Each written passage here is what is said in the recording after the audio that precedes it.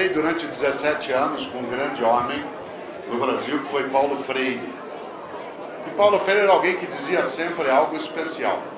Ele dizia que é preciso ter esperança, mas ele dizia que é preciso ter esperança do verbo esperançar. Porque tem gente que tem esperança do verbo esperar. Esperança do verbo esperar não é esperança, é espera. Ah, eu espero que dê certo, espero que aconteça, espero que resolva. Isso não é esperança, é espera. Esperançar é ir atrás, é se juntar, é não desistir. Desse ponto de vista, a pergunta, tem jeito? Nós temos que dizer, claro, que tem. E há vários dos jeitos que podem ser colocados. O primeiro deles, é evidente, ele aqui se expressa. Algumas pessoas, eu acompanhava o debate anterior, algumas pessoas às vezes olham as coisas no Brasil, ou até no mundo, e dizem, mas Cortella, do jeito que a coisa está, se ficar o bicho come, se correr o bicho pega. Mas falta a terceira parte. E é essa terceira parte que importa na vida, importa aqui, importa sempre. De fato, se ficar o bicho come, se correr o bicho pega, mas se juntar, o bicho foge. E é exatamente essa junção, essa capacidade de esperançar juntos. Afinal de contas, há uma antiga frase que você conhece, eu conheço, e que carrega uma verdade muito grande. Ela diz que os ausentes nunca têm razão. Os ausentes nunca têm razão. Isto é, aqueles ou aquelas entre nós que se omitem no dia a dia, que são coniventes, porque quando você tem um confronto em defesa da vida, quando você tem a resistência ao biocídio, que é algo que nós temos em larga escala hoje no planeta, quando você tem um combate pela capacidade de não desistir, qualquer homem ou mulher, em qualquer idade, que desistir, ele ficará ao lado dos que têm a intenção biocida, daqueles ou daquelas que são indecentes do cotidiano, daqueles ou daquelas que acham que a vida ela pode ser apropriada como uma coisa pequena. Por isso, é preciso que a gente seja capaz de, primeiro, esperançar.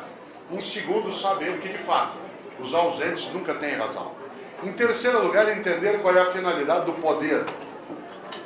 Eu costumo dizer, escrevo isso, vez ou outro, em alguns livros, que a finalidade do poder é servir.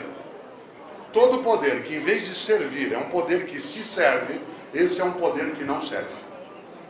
Insisto, a finalidade do poder, o poder paterno, materno, o poder docente, o poder do gestor, o poder do profissional, a finalidade é servir.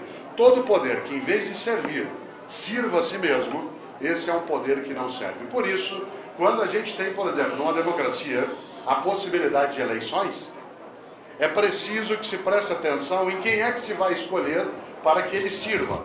Porque se ele ou ela, por nós escolhido, não servir a nós, a comunidade, e resolver a sua história, servir a si mesmo, esse é alguém que não serve.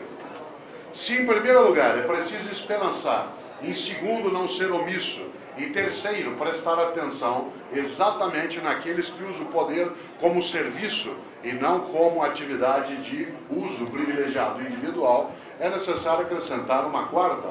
O quarto ponto é nós sermos capazes de superar essa ideia de que alguém tem que fazer alguma coisa. Isso coloca a condição urgente para a gente ser minimamente decente, para que nós estejamos, de fato, colocados nessa circunstância de fazer. Penúltima coisa nesses 5 minutos. Há um grande escritor do século XVI chamado François Rabelais. Quem gosta de literatura francesa renascentista, talvez eu tenha lido. Ele foi um monge beneditino, escreveu Gargantua, Pantagruel. Ele tem uma frase que eu vou dizer 2 vezes, pela força que ela carrega. Ele diz, primeiro, conheço muitos que não puderam quando deviam, porque não quiseram quando podiam. Digo de novo.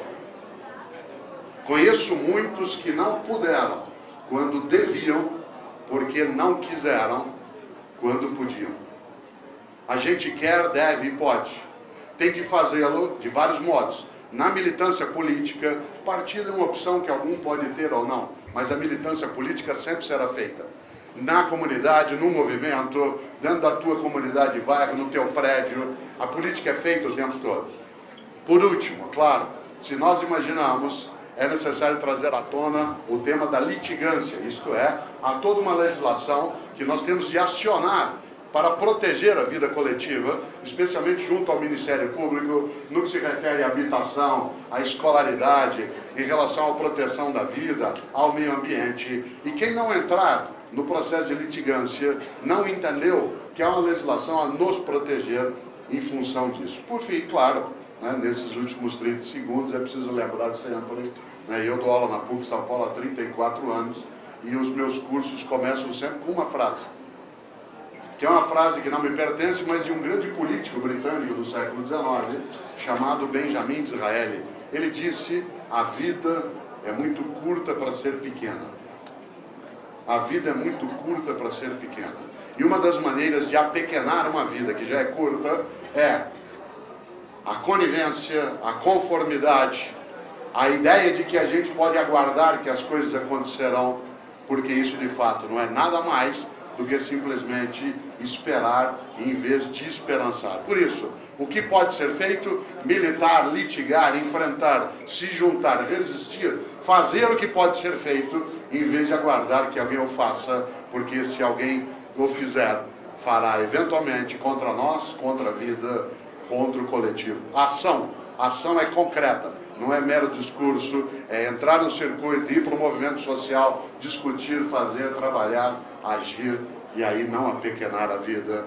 Por quê? Pergunta: será que conseguimos? Sem dúvida. Faremos, esperançando juntas e juntos, juntando para enfrentar o bicho. Obrigado.